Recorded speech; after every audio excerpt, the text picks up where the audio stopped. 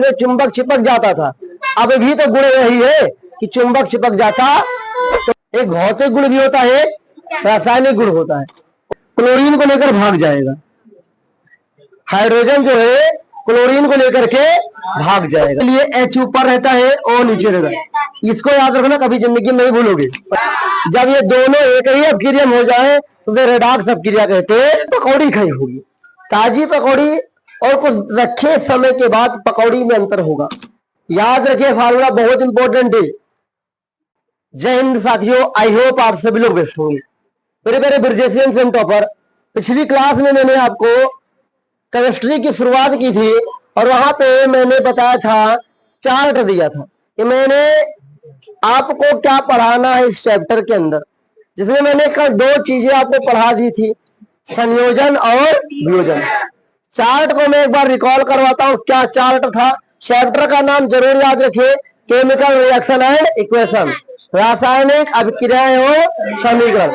पीछे अपने ध्यान को आराम से यहीं पर रखिएगा, क्योंकि कहा गया है जहां पर तन है वहीं पर मन रहेगा, तभी पूरा ध्यान लगेगा। और टेक कतई मत लगाइए, थोड़ा सा भी सहारा मत दीजिए अपने खोपड़ी को, एकदम अल्टर रखिए, उसे सीधा रखिएगा। और याद रखिए, मैंने कल एक चार्ट दिया था, पहला दो चीज हमें पढ़ना है, परिवर्तन। क्या पढ़ना है? परिवर्तन। जो कि मैंने परिवर्तन की शुरुआत कल नहीं की थी। परिवर्तन में दो प्रकार के परिवर्तन पढ़ना है।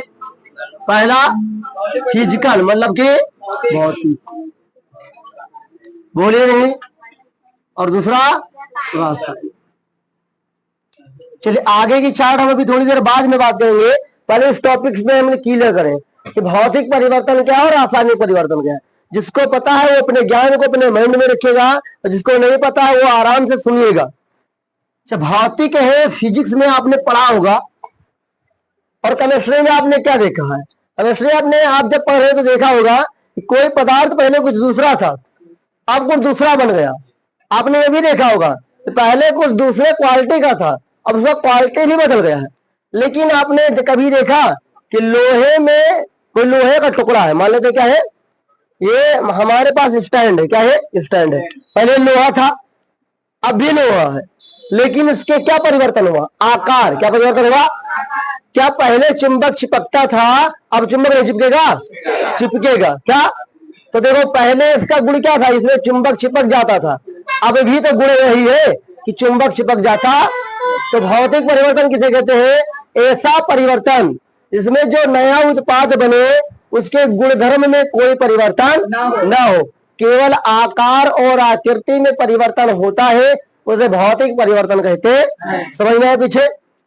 कैसा? समझिए, एक ऐसा परिवर्तन जिसमें नया उत्पाद जो बने, नया उत्पाद जो उसके गुणधर्म में कोई परिवर्तन न हो, केवल आकार और आकृति में परिवर्तन होता है, उसे क्या कहते हैं? भौतिक परिवर्तन। जैसे तुम्हारा घर पे लकड़ी था, मान लेते क्या है, मान ले आपके घर पे लकड़ी है और लकड़ी से कुछ भी बना डालो। लकड़ी को पहले भी काट सकते थे, अब भी तो काट सकते हो। लकड़ी को तुम पहले भी जला सकते थे, अब भी तो जला सकते हो। तो उसके गुण में कोई परिवर्तन आया, क्वालिटी में कोई परिवर्तन आया? जी नहीं, उसके केवल आकार और आकृति में परिवर्तन। तो एक ऐसा परिवर्तन जिसमें केवल आकार और आकृति का परिवर्तन होता है, गुणधर्म का परिवर्तन नहीं होता है, उसे भौतिक परिवर्तन कहते हैं। समझ में आया पीछे? आपकी बुकलेट में इसको देख लीजिएगा और देख लीजिएगा, बहुत आसान। देखिए कैसे, ऐसा परिवर्तन, जिसको लिखना लिख लीजिएगा, ऐसा परिवर्तन एक लाइन की परिभाषा है, जिसमें बने उत्पाद, ऐसा परिवर्तन जिसमें बने उत्पाद के गुणधर्म में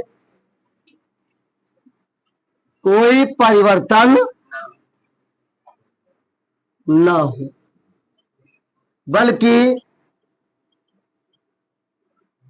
बल्कि उसके आकार एवं आकृति में परिवर्तन हो, परिवर्तन हो, भौतिक परिवर्तन कहलाता है। भौतिक परिवर्तन कहलाता। बहुत आसान सी परिभाषा है। मेनली जो इसमें मैं अंडरलाइन करो ये है, एक ये है और एक ये है। भौतिक परिवर्तन में क्या बदल जाता है? आकार और आकृति। क्या नहीं बदलता है? गुण धर्म, मतलब क्वालिटी, ये नहीं बदलता, इसे कहते हैं भौतिक परिवर्तन। अब देखिए आगे मैं थोड़ा सा पूछता हूं। ओके, हो गया भौतिक परिवर्तन। चलिए आगे बढ़ते हैं। खड़े रोशनी, आपने दूध से दही को बनते देखा है? देखा नहीं तो सुना जरूर होगा। और दूध भी खाया होगा और दही भी खाया होगा, सभी लोग सुनिएगा। लेकिन क्या दूध और दही के स्वाद में अंतर होता है कि नहीं होता है? होता है। और दही दूध से बना है कि दूध से दही बना है? दोनों मैंने बोला सही है, पर आगे पीछे कर दिया है। दूध से क्या बना है? दही। दही से दूध तो बन नहीं सकता है। लेकिन क्या हो गया? स्वाद में अंतर। स्वाद क्या है? क्वालिटी तो है। बैठ जाओ, खड़े नाच वालों, बताओ बेटिया, कुछ समझ में है कि रासायनिक परिवर्तन किसे कहते हैं? किसे कहते हैं?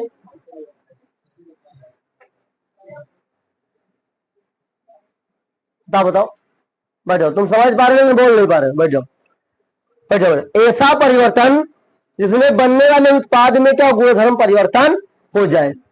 जैसे दूध से दही बना, तो दूध कुछ दूसरे स्वाद का है, दही कुछ दूसरे स्वाद का है। समझा? रासायनिक परिवर्तन।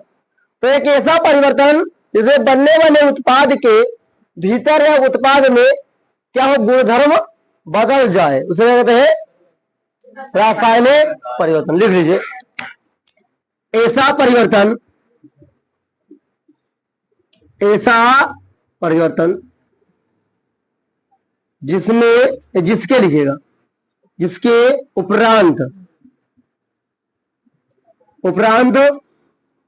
बनने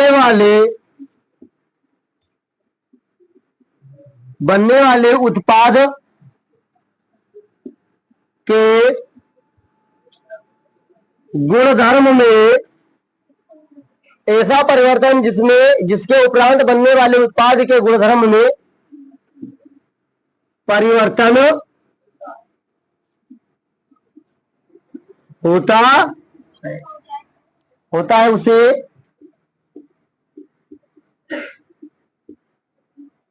रासायनिक परिवर्तन कहते। ओके, ये दो आपके लिए वेरी इंपॉर्टेंट है। ये आपने क्लास 9th में भी पढ़ा होगा थोड़ा बहुत। ओके, ये दो परिवर्तन आपके जीवन में भी बहुत सारे सुबह से लेकर शाम तक आते रहते। ओके, इधर आप कर दो। बस वो समझिए, रटने की कोशिश मत करिए। याद रखिए, लिखने के लिए नहीं आता उतना। इससे हम रिएक्शन को सीखते हैं, इससे हम केमिस्ट्री को सीखते हैं। ओके, क्योंकि ये क्यों समझना जरूरी है? क्योंकि हर एक कंपाउंड के दो गुण होते हैं, एक भौतिक गुण भी होता है, रासायनिक गुण होता है। उसको समझने के लिए ये परिवर्तन बहुत ही जरूरी होता। तो मैं इसे रफ करता हूं, जिसका भी छूट जाएगा अपने बुकलेट से जरूर लिख लीजिएगा। ओके, इसे मैंने बुकलेट पहले दे दिया है और कल मैंने वेबसाइट भी बता दी थी, सब वहां पर आपको मिल जाएगा। परिवर्तन के आगे जब मैंने कल चार्ट दिया था, तो दूसरा चार्ट था अभिक्रियाएं। क्या था? अभिक्रियाएं। अभिक्रियाओं में सबसे पहले जो हमें पढ़ना था संयोजन। क्या पढ़ना था? दूसरा क्या पढ़ना था? वियोजन। ओके, उसके आगे तीसरा क्या पढ़ना था? ऊष्मा। चलिए, तो हम चार्ट को आगे बढ़ाते रहेंगे और सीखते रहेंगे। जिसमें से मैंने कल आपको पढ़ाया था संयोजन और वियोजन। अब बात है ऊष्मा क्षेपी की। पहले केमिस्ट्री में अर्थ समझिए। क्या समझिए? आखिरकार है क्या? अगर इसको मैं अपने हिसाब, ये कोई किताब में नहीं मिलेगा तुम्हें, मैं अपने हिसाब से तुम्हें तोड़ के बता रहा हूं। अगर मैं अपने हिसाब से तोड़ू इसे, तो मैं ऐसे तोड़ूंगा, ऊष्मा घन क्षेपी। बल्कि ये संधि विच्छेद नहीं है, गलत है संधि विच्छेद, लेकिन समझने के लिए तो मैं समझा रहा हूँ तो वो आसान लगे। अच्छा, ऊष्मा का मतलब ऊष्मा होगा, इंग्लिश में हीट बोलते हैं, जैसे तुम लोग गर्मी बोलते हो। चलो, छेपी का अर्थ समझा करो मेरी भाषा में फेंकना। क्या? अरे फेंकना लिख दिया, फेंकना क्या? दूसरा अर्थ समझा करो निकलना, समझेगा? ऊष्मा का मतलब ऊष्मा समझो, छेपी छेपी का मतलब फेंकना या निकलना, फेंकना या। हम पढ़ क्या रहे हैं? और निकलेगा क्या? तो जिस अभिक्रिया के दौरान ऊष्मा निकलता है, जिस अभिक्रिया के दौरान ऊष्मा निकलता है उसे क्या कहते हैं? समझ में आ रहा है? पीछे लिखने के लिए लिख लीजिएगा अपने बुकलेट से। ऊष्मा छेपी किसे कहते हैं? वे अभिक्रियाएं जिनके दौरान ऊष्मा क्या होती है? निकलती है, उससे क्या कहते हैं? ऊष्मा छेपी। आसान है ना? बहुत ही आसान है। चलिए, ऊष्मा छेपी का सबसे अच्छा उदाहरण देखना है तो घर पे जाइएगा, थोड़ा सा चूना लीजिएगा, थोड़ा सा चूना लीजिएगा, लेकिन अपने आप को बचा के चूना ले करके पानी में रख दीजिएगा। कुछ देर बाद देखिएगा बुलबुले निकलेंगे और पूरा बर्तन गर्म हो जाएगा। कहीं आग थोड़ा लगा गया, फिर भी आग हो गया, क्या हुआ? ऊष्मा मुक्त हुई। क्या हुए? तो जिस अभिक्रिया के दौरान ऊष्मा मुक्त होती है उसे क्या कहते हैं? निजामुद्दीन सिद्दीकी खड़े हो, बताओ भाई, ऊष्मा छेपी अभिक्रिया किसे कहते हैं?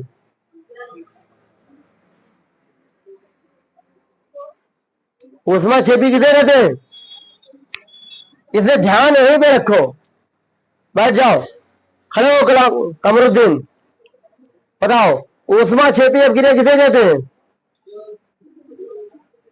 हेलो रितेश मिश्रा, खड़े बेटा, ऊष्मा छेपी किसे कहते हैं? बहुत बढ़िया, बैठ जाओ, बैठ जाओ। जिस अभिक्रिया के दौरान ऊष्मा क्या होती है उसे क्या कहते हैं?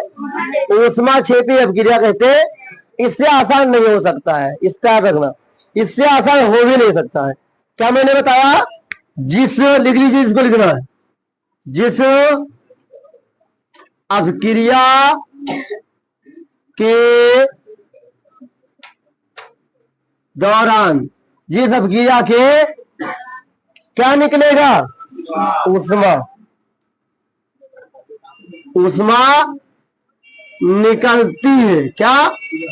अब बताओ भैया, ऊष्मा निकलेगी तो क्या होगा? अब तुम्हें बताओ, घर पे चूल्हा जल रहा है तो गर्मी लगेगी कि नहीं लगेगी? गर्मी का दूसरा नाम ताप है। क्या है? तापमान, तापमान बढ़ रहा है। क्या? तो जिस अभिक्रिया के दौरान ऊष्मा निकलती है, अर्थात क्या? अर्थात मतलब तापमान बढ़ता है, तापमान बढ़ता, उससे क्या कहते हैं? उसे ऊष्मा छेपी अभिक्रिया कहते। ओके, बहुत ही आसान करके मैंने लिखवा दिया है, इससे आसान हो भी नहीं सकता है। खड़े भाई सी, पहले मैं बताओ, इसका कोई एक उदाहरण बताओ, ऊष्मा छेपी अभिक्रिया का एक उदाहरण बताइए विथ रिएक्शन।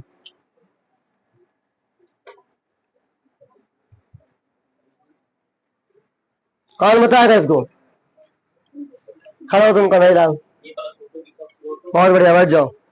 कोयले का जलना, कोयले का जलना, बर्निंग ऑफ ऑयल्स, ये तो है ना। देखिए, घर पे लेना कोयला, क्या लेना? कोयला, कोयला लकड़ी तो होगी, और उसको क्या कर देना? जला देना। हाँ, देखो, कोयले का जलना संयोजन भी है और ऊष्मा छेपी भी है। अब कोयला जलता है तो गर्मी निकलती कि नहीं निकलती है? निकलती है। बनता है कि नहीं बनता है? तो कोयले को जब तुम जलाना, और क्या कोई चीज वैसे थोड़ी जलेगी? ऑक्सीजन के उपस्थिति में, तो क्या निकलेगा? CO2, कार्बन डाइऑक्साइड गैस निकलेगा, प्लस ऊष्मा निकलती है, प्लस ऊष्मा निकलती है। समझ रहा है? इसका ये उदाहरण हो गया। समझ में आ रहा है पीछे?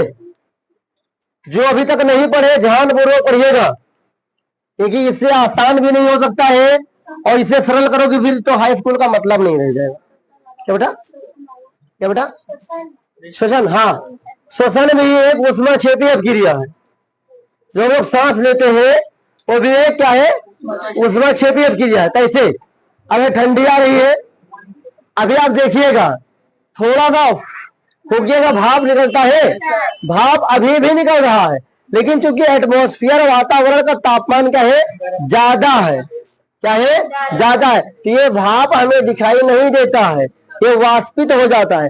लेकिन यही भाप के जो कण है, ठंडी में तापमान कम होता है तो हमें दिखाई देते हैं। समझ में आया?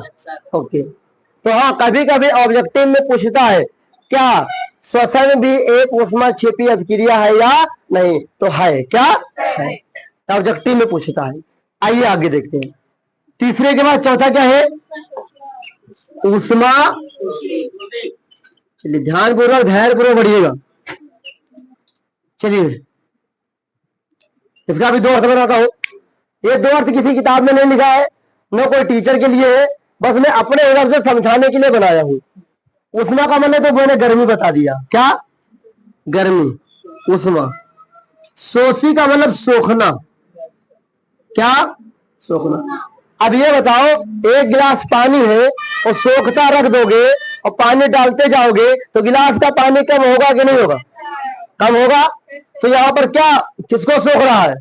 ऊष्मा सोख रहा है। सोखेगा तो कम तो होगा।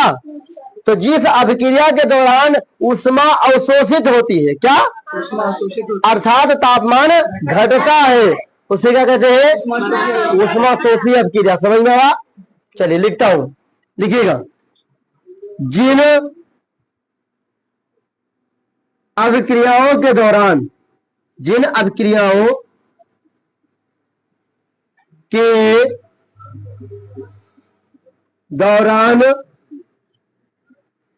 ऊष्मा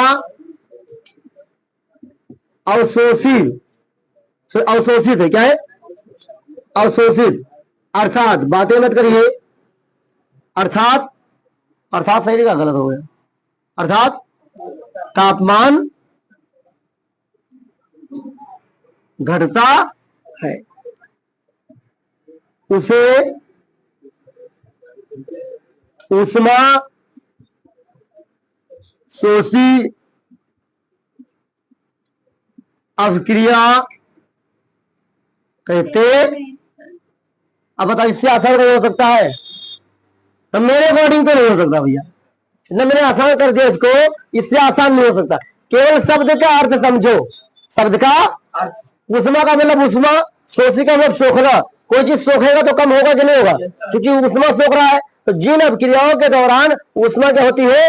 अवशोषित होती है, अर्थात तापमान घटता, उसे ऊष्मा शोषी अभिक्रिया कहते। बताओ भाई, अनु मिश्रा, इसका एग्जाम्पल बताओ।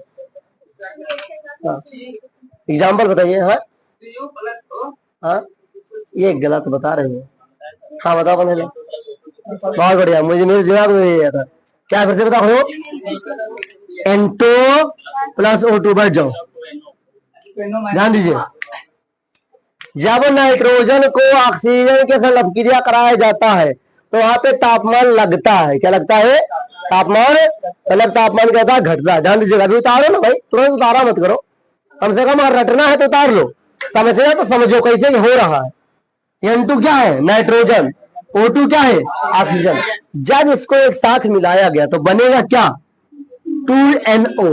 तो NO, ध्यान दीजिएगा। और माइनस का ऊष्मा, माइनस का। अब एक चीज और समझा दो तब बताइएगा। किसी किसी बुक में आपने देखा होगा कि यहां पर प्लस लगा होगा, तो वो भी सही है, क्योंकि देखिए बराबर में अगर इधर 4 है, x प्लस 4 है, उधर जाएगा तो क्या होगा? x बराबर -4 होगा कि नहीं होगा? मैथ में आपने पढ़ा होगा, फिजिक्स में मैं पढ़ाता हूं। तो ऐसे भी यहाँ पर है, इधर मान लो ऊष्मा लगी है, उधर जाएगा तो माइनस होगा कि नहीं होगा? लेकिन इधर क्या है पढ़ा? तो याद रखो, ट्रिक याद रखो, इसमें कंफ्यूज हो जाओगे लिखते समय। तापमान बढ़ेगा तो ऊष्मा क्षेपी, तापमान घटेगा, उष्मा शोषी। ठीक है, ये दो शब्द केवल रट लो, परिभाषा सेम है, दो शब्द रट लो। तापमान बढ़ेगा तो उष्मा शोषी, तापमान घटेगा तो ऑर्डर इसमें। तो अभी तक हम लोग 4 हेडिंग कर चुके हैं, आज 2 किया, 2 कल किया है, अब आगे बढ़ते हैं। ठीक है, क्या 2NO nitrogen oxide, nitrogen oxide.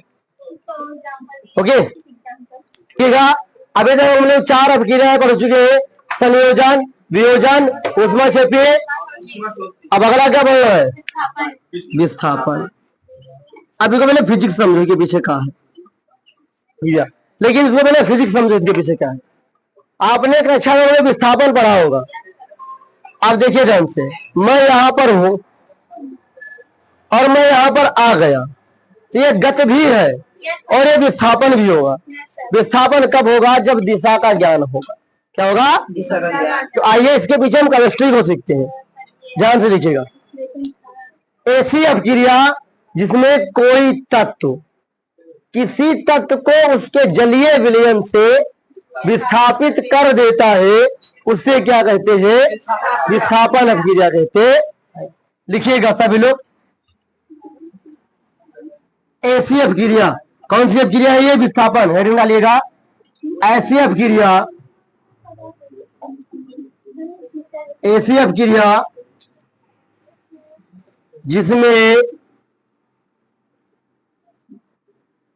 कोई पदार्थ या तत्व है, कोई पदार्थ, कोई पदार्थ, कोई एक तत्व, क्या? एक तत्व किसी दूसरे तत्व को, दूसरे तत्व को उसके जलीय विलयन, क्या है? जलीय विलयन में से विस्थापित, क्या है? विस्थापित कर देता, ध्यान दीजिएगा। ऐसी अपक्रिया जिसमें कोई एक तत्व किसी दूसरे तत्व को उसके जलीय विलयन में से विस्थापित कर देता है, उसे विस्थापन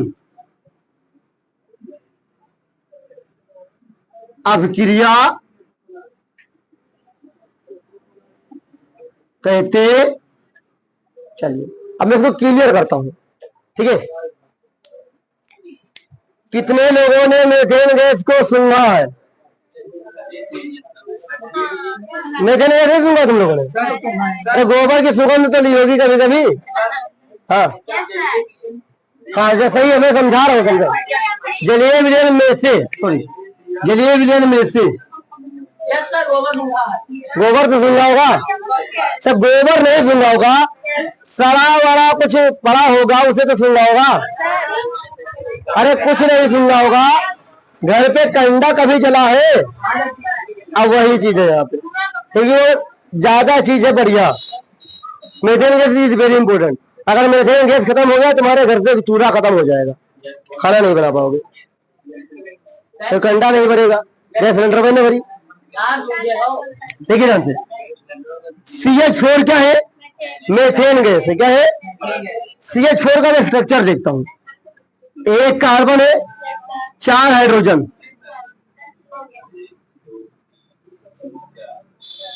जब मीथेन गैस की अपक्रिया क्लोरीन गैस के संग कराई जाती है, ये कभी कभी आता है, ध्यान दीजिए, कभी कभी इसको सवाल को उल्ट के पूछेगा, क्या होता है जब मीथेन गैस की अपक्रिया क्लोरीन के संग कराई जाती है? तो देखो क्या होता है।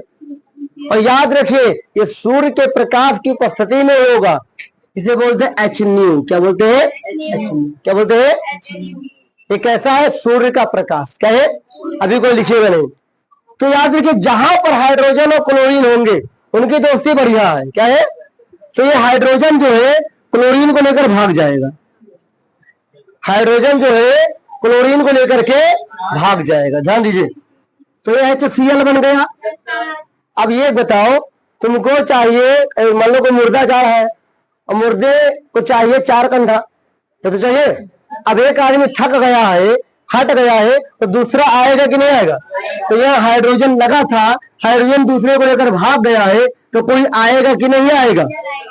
तो Cl आएगा, तो बनेगा H single bond C single bond H single bond Cl और H। ओके, इसको लिख सकते हैं हम लोग CH3Cl, इसे बोलते हैं मेथिल क्लोराइड। क्या बोलते हैं? तो ये सवाल पहले सुन लो तब लिखिएगा इसको। सवाल पूछेगा क्या होता है जब मेथेन गैस की अपक्रिया क्लोरीन के संग कराई जाती है तो मेथिल क्लोराइड बनता है। क्या बनता है? और दूसरा एसिड जो बनेगा वो बनेगा HCl। क्या बनेगा? और HCl का नाम होता है हाइड्रोजन क्लोराइड। क्या बनता है? कभी कभी आपने सुनना एक नाम और होता है, घबराइए नहीं, हाइड्रोक्लोरिक अम्ल होता है। कभी आपने सुना होगा, सुना तो बेहोश हो जाते, सुना होगा कि बस में जा रहा था, कोई बेहोश करके को लूट लिया था। सुना है? आजकल उसे बैन कर दिया गया है। किडनैप की बात अलग है, ये यही से सवाल यहाँ से कैसे पूछेगा? अगर ये नहीं पूछा तो पूछेगा क्या होता है जब मेथेन गैस की अपक्रिया क्लोरीन के संग कराई जाती, किसके उपस्थिति में? सूर्य के प्रकाश के। क्या बनेगा? Methyl chloride. और क्या बनेगा? हाइड्रोक्लोरिक अम्ल। क्या बनेगा? इसको लिख लीजिए आप लोग। अब देखिए इसी का जुड़वा भाई, पीछे ध्यान दीजिए, जैसे संयोजन का जुड़वा भाई था वियोजन, अब विस्थापन का जुड़वा भाई क्या है? क्या ये दो? पीछे ध्यान दीजिए, इसी के शब्द में इसकी परिभाषा छुपी है। द्विमूलक दो, विस्थापन वाला विस्थापित होना, मतलब यहाँ दो चीज आगे पीछे होंगे। पहले में केवल एक ही चीज आगे पीछे हुआ था, अब दो चीज क्या होंगे? बहुत ही आसान परिभाषा बताऊंगा। मैंने जब पढ़ाया था आयन, क्या बातें मत करिए, आयन का मतलब होता है प्लस और माइनस। क्या होता है? ध्यान दीजिएगा, पहले लिखिएगा। देखिए जिस अपक्रिया के दौरान, देखिएगा जिस अपक्रिया के दौरान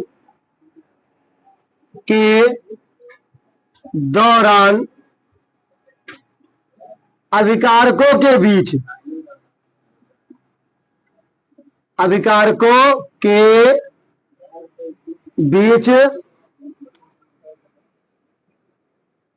आयनों का आदान प्रदान होता है। क्या? जिस अपक्रिया के दौरान अभिकारकों के बीच आयनों का आदान प्रदान होता है उसे द्विविस्थापन अपक्रिया कहते। बहुत इंपॉर्टेंट है, बहुत सरल है। इसमें सबसे इंपॉर्टेंट क्या है? ये क्या बोलते हैं, ये और ये सबसे इंपॉर्टेंट यही हो रहा है। अभिकारक क्या है? जो अपक्रिया से पहले है, उसके बीच में क्या बदल रहा है? आयन। क्या बदल रहा है? आयन का मतलब प्लस और माइनस। क्या है? अब देखिए जैसे कि AgNO3 का नाम आप लोगों ने सुना होगा, प्लस। अब एक मिनट रुकिएगा, क्या करो भाई? AgNO3 क्या है? Silver nitrate. क्या है? Ag का मतलब सिल्वर, NO3 जहां लगता है बोलते हैं नाइट्रेट। क्या बोलते हैं? तो क्या हो गया? Silver nitrate. NaCl तो डेली खाते तो क्या बिना मर जाओगे, मतलब खाना नहीं ठीक लगी। NaCl की कमी हुई तो सोडियम की कमी हुई, सोडियम की कमी हुई तो तुम्हारा दिमाग काम करेगा। दिमाग को सही सोडियम के चाहिए, मिनरल्स चाहिए, खनिज चाहिए खाने में, तो सोडियम मिनरल्स है। क्या है? मिनरल्स में आता है ऐसा तो ये मेटल। अब आगे देखिए, मैंने क्या बताया था? प्लस माइनस की दोस्ती हो जाती है। मैं इसको अलग तोड़ता हूं, यहाँ पे जो Ag है वो प्लस है। क्या है? NO3 क्या है? माइनस है। तो NO3 पे कितने माइनस होते हैं? कितने होते हैं माइनस? एक होते हैं। तो Ag पर कितने होते हैं प्लस? बताइए। अच्छा आगे बढ़ता हूँ अभी, देखना। सोडियम पे कितने प्लस? 1 प्लस। Cl पे कितना? ओके, हमेशा दोस्ती प्लस और माइनस वाले की होगी, होगी। तो यहाँ पर जो सोडियम है ये लेकर भाग जाएगा NO3 को। माइनस बेचारा किसी को लेकर नहीं जाता है, कि माइनस देता है। क्या माइनस जो होता है उसे दाता बोलते हैं। क्या बोलते हैं? प्लस वाले को क्या बोलते हैं? ग्राही। तो तुम्हारे पास 2 रुपया कम है, तुम तो चोरी करियो, हमारे पास ज्यादा बैठे रहोगे। तो हमेशा जो भाग कर जाएगा, जाएगा माइनस वाला, लेकिन भागा कर कौन ले जाएगा? प्लस वाला। तो जब ये भागा कर ले गए तो यहाँ पर बचा Ag, तो बनता है AgCl। क्या बनता है? Plus NaNO3। इसे बोलते हैं सिल्वर क्लोराइड। क्या बोलते हैं? इसे क्या बोलते हैं? Sodium nitrate. क्या बोलते हैं? मैंने क्या बताया? जिस अपक्रिया के दौरान अभिकारकों के बीच, देखो इनके ही तो अभिकारक है, इनके बीच ही तो प्लस माइनस बदला है, उसे क्या बोलते हैं? द्विविस्थापन अभिक्रिया कहते हैं।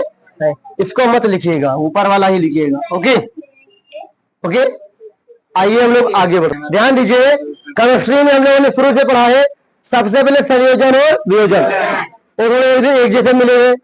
फिर हमने क्या पढ़ा है? उष्मा छेपी उष्मा शोषी, वो मिले हैं। फिर जुड़वा भाई मिल गए, विस्थापन द्विविस्थापन। फिर जुड़वे भाई अभी भी। पहले जुड़वे भाई का नाम है उपचयन। क्या बोलते हैं? चयन। मैं केवल ओ लिखूंगा। क्या लिखूंगा? ऑक्सीडेशन इंग्लिश में बोलते हैं। और इसको याद रखना, उपचयन की परिभाषा जिंदगी में गलत नहीं होगी, वो याद रखना। ये तो दोनों की परिभाषा एक ही जैसा है। एक में ऑक्सीजन बढ़ता है और एक में हाइड्रोजन बढ़ता है। अब देखो, तुम ये बताई दो, बोतल मेरा कहाँ है?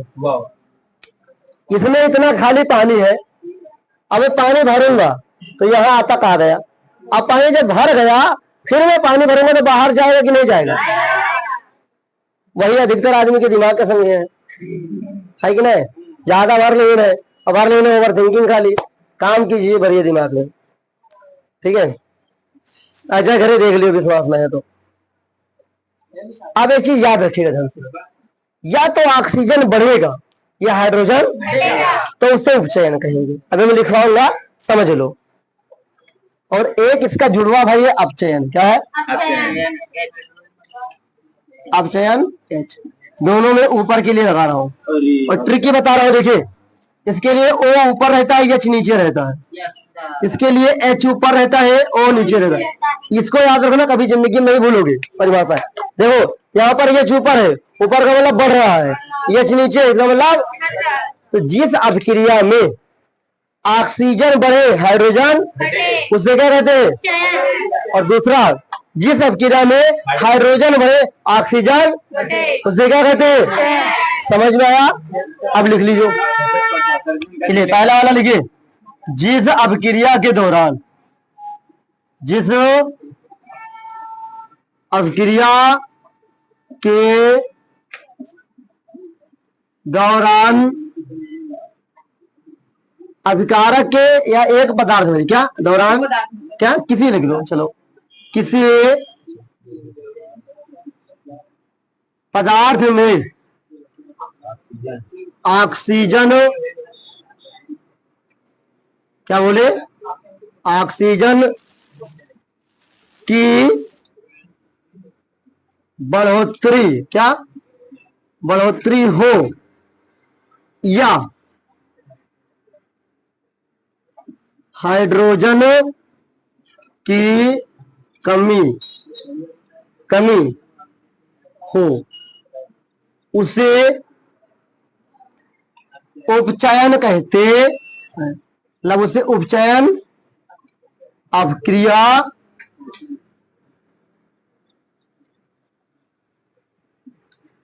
कहते। ओके, हाँ बेटा, हाँ ऑक्सीजन इंक्रीज एयर भी। हाँ देखिए, जिस अपक्रिया के दौरान, अभी मैं करके दिखाता हूँ, मैंने कॉपर ले लिया है, क्या ले लिया है, और मैंने ऑक्सीजन भी ले लिया है, ठीक है। अब मैं इसको रिएक्ट करूंगा, क्या बनेगा, CuO। क्या ये बैलेंस है, तो बैलेंस करेंगे इसको, कैसे बैलेंस करेंगे, देखिएगा 2Cu ले लो और हमेशा O2 होता है, क्या होता है, जब कंबाइन करेगा तो 2CuO बनेगा, क्या बनेगा, 2Cu। अब देखो ध्यान से, मैंने क्या बताया है, जिस अपक्रिया के दौरान किसी पदार्थ में ऑक्सीजन की बढ़ोतरी हो, ध्यान देखो, यहाँ कॉपर के पास कहीं ऑक्सीजन था, अब तो ऑक्सीजन आ गया, तो क्या होगा, उपचयन, क्या होगा, जिसे बोलते हैं ऑक्सीडेशन, क्या बोलते हैं, समझ में आ रहा है पीछे। लेकिन गलती से बच्चे क्या करते हैं, परिभाषा लिखते समय या के जगह तथा लिख देते हैं, परिभाषा गलत हो जाएगी। तथा का मतलब दोनों काम हो रहा है, या का मतलब उसमें से केवल एक काम हो रहा है, तो एक ही काम तो हो रहा है भैया, या का मतलब इन दोनों में से केवल एक काम हो रहा है, और तथा का मतलब दोनों काम हो रहा है, तो या लिखना, तथा मत लिखना। तो जिस अपक्रिया के दौरान किसी एक पदार्थ में ऑक्सीजन की बढ़ोतरी हो या हाइड्रोजन की कमी हो, उसे क्या बोलते हैं, उपचयन। इसमें कोई डाउट, अब बोलो बेटा, क्या हीट तो दूंगा मैं, चलो ये सब मैं लिखवाऊंगा, जो एक एक्स्ट्रा एग्जाम्पल है, जब मैं आपको प्रीवियस ईयर क्वेश्चंस करवाऊंगा तब लिखवाऊंगा, ओके। अब आगे बढ़ते हैं, ध्यान दीजिए, उपचयन का जुड़वा भाई क्या है, अपचयन, इसी का उल्टा है, इसी का क्या है, उल्टा है, और कोई भी कंफ्यूज नहीं होगा, पीछे कोई भी कंफ्यूज नहीं होगा, देखिए ध्यान से। तो अपचयन में क्या करना है, इन दो चीजों को याद करना है। यहाँ पर क्या हो रहा है, हाइड्रोजन बढ़ रहा है या ऑक्सीजन घट रहा है। देखिए, जिस अपक्रिया के दौरान, जिस अपक्रिया के दौरान किसी पदार्थ में हाइड्रोजन के बढ़ोतरी, बढ़ोतरी का मतलब बढ़ना, बढ़ोतरी का मतलब बढ़ना, अथवा ऑक्सीजन, अथवा ऑक्सीजन के कमी, बढ़ोतरी अथवा ऑक्सीजन की कमी होती है, उसे अपचयन अपक्रिया कहते, ओके। लेकिन याद रखना, परिभाषा लिखते समय एग्जाम में अगर एक भी शब्द आगे पीछे किए तो सब दुश्मन है ये तुम्हारा। यहां पर अगर तो उल्टा कर दोगे तो ये बन जाएगा, इसका उल्टा करोगे तो ये बन जाएगा। ये परिभाषा है तो आसान, लेकिन सतर्क होकर लिखिएगा, ठीक है। जिस अपक्रिया के दौरान किसी पदार्थ में हाइड्रोजन की बढ़ोतरी अथवा ऑक्सीजन की कमी होती है, उसे अपचयन अपक्रिया कहते हैं। अब यहीं से देखो ध्यान से, ये क्या है, कॉपर ऑक्साइड, इसका दूसरा नाम क्या हो सकता है, तो बताएगा, क्यूप्रिक ऑक्साइड, क्या है, क्यूप्रिक ऑक्साइड, क्या है। अब आगे देखिए, CuO है, जब इसकी अपक्रिया हम लोग कराएंगे H2 से, किसे कराएंगे, किसे कराएंगे, H2 से, ओके, किसे कराएंगे, सही है। जब इसकी अपक्रिया हम H2 से कराएंगे तो मैंने क्या बताया, जहां जहां H और वो मिल जाए हमेशा H2O बनेगा, क्या बनेगा, तो ये इससे भाग जाएगा, क्या बनेगा, Cu प्लस H2O। अब देखो ध्यान से, मैंने क्या बताया था वही हो रहा है यहाँ पे, हाइड्रोजन की बढ़ोतरी हो, कभी ऑक्सीजन के पास हाइड्रोजन था, हाइड्रोजन बढ़ा, अथवा ऑक्सीजन के कमी हो, यह ऑक्सीजन था कि नहीं, ऑक्सीजन घटा कि नहीं घटा, तो वही तो लिखा ना, तो ये हो गया भैया, समझा। अब एक सवाल पूछो, हेलो कमरुद्दीन अंसारी, सवाल दोगे तो तुम्हारी बढ़ोतरी बहुत आगे तक हो जाएगी, ये क्लास बहुत लोग देखते हैं, तो आप नहीं दोगे तो तुम्हारी और बढ़ोतरी हो जाएगी। सवाल तुम्हारा उनसे मेरा है, अगर जिस अपक्रिया के दौरान ऑक्सीजन बढ़ेगा तो कौन सी अपक्रिया होगी? निजामुद्दीन, ऑक्सीजन बढ़ेगा तो कौन सी अपक्रिया होगी?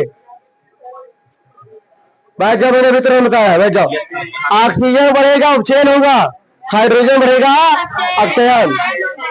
इससे आसान नहीं हो सकता, ध्यान पूर्वक समझिएगा, ठीक है। तो मैंने बताया है आपको उपचयन और अपचयन, ऑक्सीडेशन और रिडक्शन। अब इसके आगे मैं पढ़ाऊंगा आपको तो क्या बोलते हैं, रेडॉक्स। क्या पढ़ाऊंगा? जब ये दोनों एक ही अपक्रिया हो जाए तो उसे रेडॉक्स अपक्रिया कहते हैं। इसके लिए उदाहरण ये भी है, रेडॉक्स का उदाहरण ये भी है, क्या है? ये भी है। ओके, आइए आगे बढ़ते हैं। आइए अब हम लोग देखते हैं अपने अगली परिभाषा। अब फिर भी हम लोग दो देखेंगे। क्या देखेंगे? दो देखेंगे। पहले देखेंगे हम लोग संक्षारण को, ध्यान दीजिएगा, संक्षारण से इंग्लिश में बोलते हैं कोरोजन। और दूसरी परिभाषा हम लोग देखेंगे विकृत गंधिता। क्या देखेंगे? विकृत गंधिता। ध्यान देने वाली बात क्या है, मैं समझाना चाहूंगा आपको। जो विकृत गंधिता है और जो संक्षारण है, इन दोनों में चीजों को समझना है, क्योंकि ये जो परिभाषाएं हैं दोनों एक साथ बोर्ड एग्जाम में लिखने के लिए आती है। साथ में हम लोग ध्यान ये भी दीजिए कि शुरू से लेकर मैंने जो क्लास की शुरुआत की है, जब इस चैप्टर की शुरुआत की है मैंने, तब से मैं दो दो को एक साथ पढ़ाते आया हूं। जैसे कि संयोजन वियोजन एक साथ पढ़ाया, उष्मा क्षेपी उष्मा शोषी एक साथ पढ़ाया, फिर क्या पढ़ाया? फिर क्या पढ़ाया आपको मैंने? अपचयन उपचयन एक साथ पढ़ाया, समझ में आया? और फिर बढ़ा रहा हूं संक्षारण और विकृत गंधिता। आखिरकार दो दो को साथ में क्यों पढ़ाता हूं? इन सभी का कॉम्बिनेशन साथ में साथी। अगर आप वियोजन समझ जाएंगे तो संक्षारण आपको संयोजन समझ में आ जाएगा, आप अपचयन समझ जाएंगे उपचयन समझ में आ जाएगा, अगर आप उसमें क्षेपी समझ जाएंगे उसमें शोषी समझ में आ जाएगा। और इन दोनों, ये दो है, या फिर डेली लाइफ में होता है। आपने देखा है, आपने महसूस किया होगा, और घर पे महसूस करिएगा कि आपके घर पे जो शटर लगा हुआ है या जो कोई लोहे का गेट लगा हुआ है, जो एक घर के अंदर लगा हुआ है, घर के बाहर लगा हुआ है, जिसमें पानी वानी पड़ जाता है, पानी बरसता तो भीग जाता है, उन दोनों में देखना एक साथ लगा होगा, मान लेते हैं, तो दोनों के वजन में अंतर आ गया होगा। बाहर लगा हुआ पतला हो गया होगा, धीरे धीरे घट रहा होगा, लेकिन अंदर वाला जैसे का तैसा है। ऐसा क्यों? इसे ही बोलते हैं संक्षारण। ये संक्षारण के कारण हुआ है। क्यों? क्योंकि जब बाहरी जो लोहा है भीगेगा, पानी में भीगेगा, तो जो पानी बरसता है उसके अंदर एसिड होता है, कई सारी अशुद्धियां होती हैं, और वे अशुद्धियां, वे नमी उस लोहे को संक्षिप्त करती है। इसी कारण क्या होता है? मूर्छा लग जाता है और धीरे धीरे घटता जाता है। तो आइए अब हम इसकी परिभाषा को लिखना प्रारंभ करते हैं। सभी लोग लिखिएगा, पीछे जितने लोग भी बैठे हैं सभी लोग लिखिएगा, साथ लिखिएगा। जब कोई धातु, जब कोई धातु अपने आस पास की आर्द्रता, आसपास की आर्द्रता, आर्द्रता को बोले तो नमी। क्या बोले? नमी। जब कोई धातु अपने आसपास की आर्द्रता मतलब कि नमी एवं अम्ल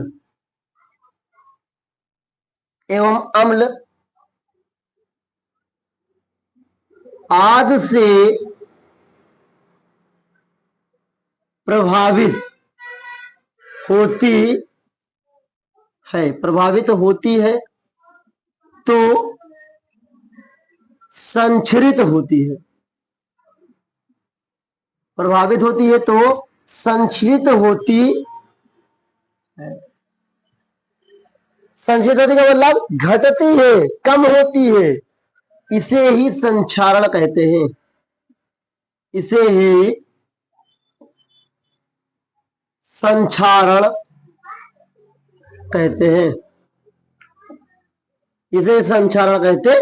एक बार फिर से मैं कहूंगा कि जब कोई धातु अपने आसपास की आर्द्रता मतलब नमी एवं अम्ल आदि से प्रभावित होती है तो संचरित होती है। इसे ही संक्षारण कहते हैं। उदाहरण के लिए, उदाहरण में लिखिएगा लोहे पर जंग लगना, लोहे पर जंग लगना। जंग भी कहीं नहीं लिखा होगा, कहीं जंग लिखा होगा, दोनों एक जैसा है, अर्थ दोनों का अलग अलग है। कोई जंग बोल देता है, कोई जंग बोल देता है, ठीक है। पर लगता, लोहे पर जंग का लगना, ओके, ये हो गया। ये विकृत गंधिता क्या है? आखिरकार विकृत गंधिता क्या हमारे डेली लाइफ में उपयोग है? क्या हम इससे परिचित है या नहीं? अभी परिचित हो जाओगे। देखिए 1 मिनट, मैं इसको तोड़ता हूं। आप लोग देखे होंगे शुरू से, जब भी मैंने केमिस्ट्री की शुरुआत की है, मैं हर शब्द को तोड़ता हूं। मेरा मानना है यार शब्द के अर्थ को आप समझ जाएंगे तो आप अच्छी तरीके से उसकी परिभाषा बना सकते हैं। चलिए, विकृत का मतलब होता है बेकार, गंधिता का मतलब गंध, ब्रैकेट में बोलते स्वाद, ओके। स्वाद और गंध में अंतर होता है, लेकिन समझने के लिए मानते हैं गंध कामा स्वाद। चलिए, गंध कामा स्वाद, गंधिता का मतलब। अब आपने पकौड़ी खाई होगी, ताजी पकौड़ी और कुछ रखे समय के बाद पकौड़ी में अंतर होगा। आपने चिप्स लिया होगा किसी दुकान से, और चिप्स के पैकेट खोलने पर आपने खाया होगा, उसका दूसरा स्वाद होगा, और कुछ समय बाद खाएंगे उसके स्वाद में अंतर आ जाता है।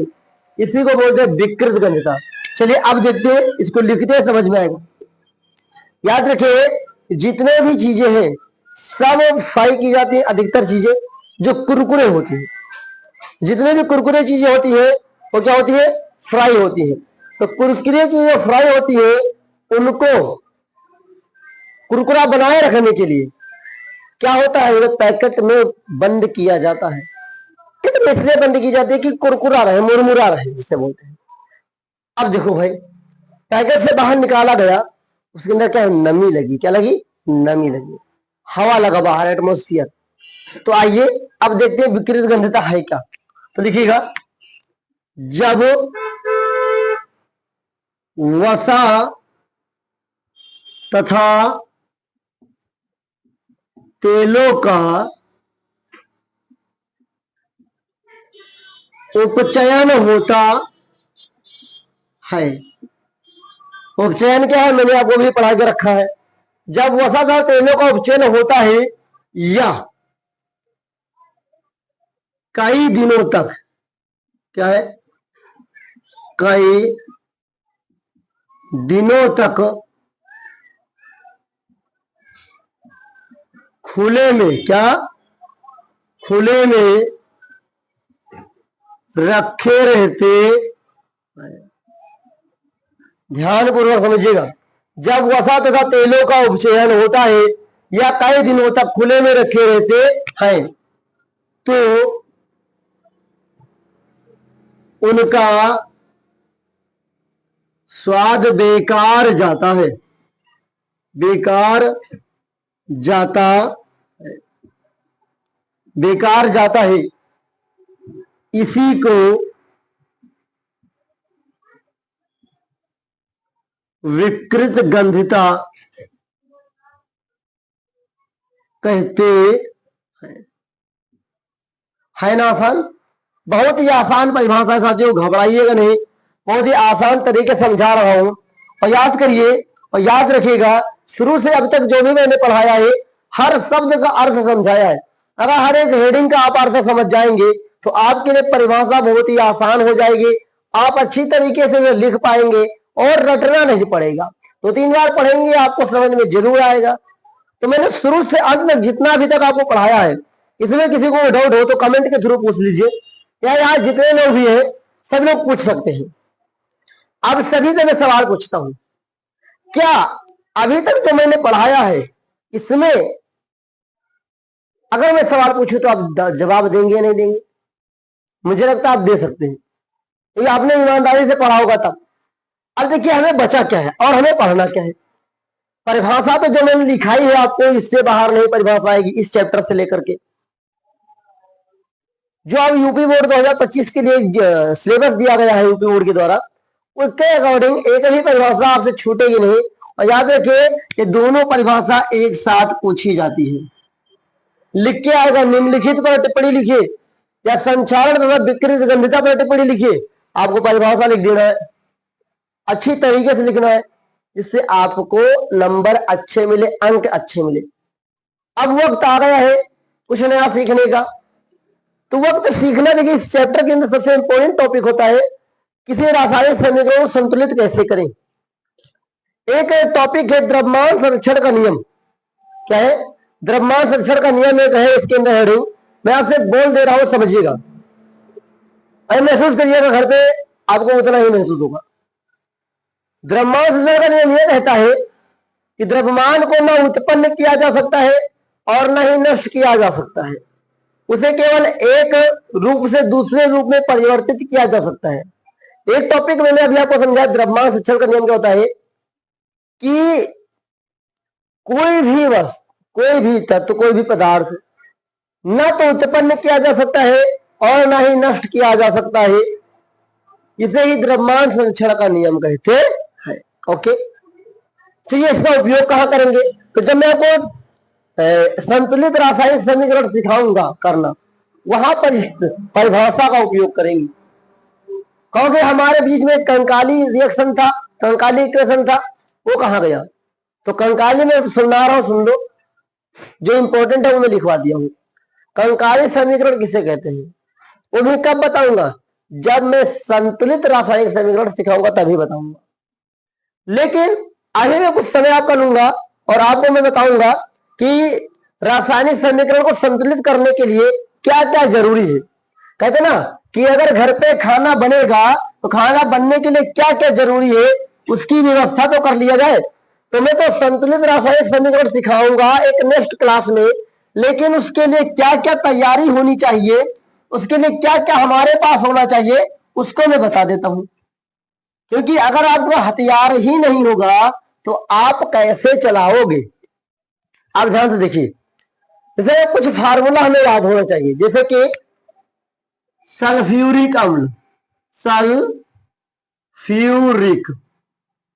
अम्ल क्या है? सल्फ्यूरिक अम्ल। फार्मूला याद करो H2SO4। चलिए अगला आता है हाइड्रोक्लोरिक अम्ल, हाइड्रोक्लोरिक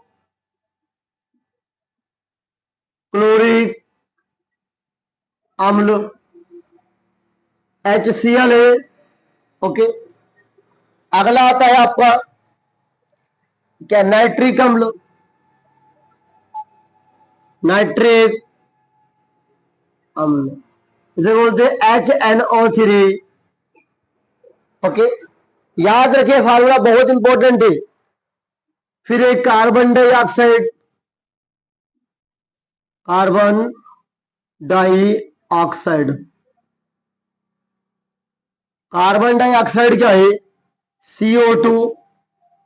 ओके, फिर आता है sodium carbonate, sodium carbonate Na2CO3। अगला था sodium bicarbonate, sodium by carbonate NaHCO3। Okay, आइए आगे देखते हैं। फिर आता है आपका सिल्वर नाइट्रेट। क्या है? Silver nitrate, silver nitrate, nitrate AgNO3, AgNO3। Okay, silver nitrate हो गया AgNO3। क्या है? Zinc oxide. क्या है? जिंक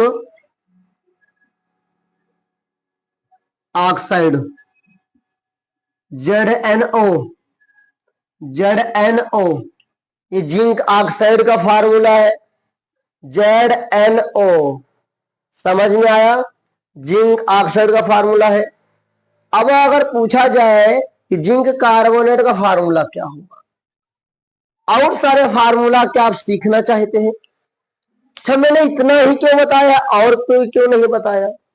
तो मैं जो आपके लिए लेकर आने वाला हूँ नेक्स्ट क्लास, इसमें बताऊंगा कि किसी रासायनिक समीकरण को संतुलित कैसे किया जाएगा।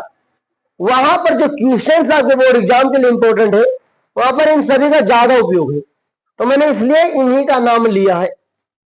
बाकी मैं आपको एक नेक्स्ट स्पेशल क्लास लूंगा जिसमें आपको सिखाऊंगा किसी रासायनिक समीकरण को संतुलित करने से पहले हमारे पास चूल्हा और हथियार क्या होना चाहिए, मतलब कि सूत्र कैसे बनाते हैं, रासायनिक सूत्र कैसे बनाते हैं, बहुत ही आसान तरीके से, बहुत ही अच्छी तरीके से, बहुत ही सिस्टमेटिक सिस्टम से मैं आपके लिए लेकर आऊंगा बहुत ही जल्द। अगर आपको वो क्लास देखनी है तो कमेंट बॉक्स में यह जरूर लिखिएगा कि हाँ, मुझे रासायनिक सूत्र बनाना सीखना है और उस क्लास को भी अच्छी तरीके से देखना है। तो मेरे ब्रिजेश टॉपर, आज जो मैंने अभी तक आपको पढ़ाया है ये था पूरा का पूरा परिभाषाएं और कुछ मैंने आपको फार्मूला बताया है। अब इन परिभाषा और इन फार्मूला का उपयोग रासायनिक समीकरण को संतुलित करते समय हम लोग जरूर उपयोग करेंगे। तो आज के लिए इतना रखते हैं, मिलेंगे एक नेक्स्ट क्लास में और वहां पर सीखेंगे हम लोग किसी रासायनिक समीकरण को संतुलित कैसे किया जाता है। तो आज के लिए इतना ही, मिलेंगे एक नेक्स्ट क्लास में। तब तक के लिए सीखते रहिए ब्रिजेश साइंस अड्डा के द्वारा और पढ़ते रहिए अपने मुस्कुराते चेहरों के साथ। मिलेंगे नेक्स्ट क्लास में, तब तक के लिए जय हिंद, वंदे मातरम।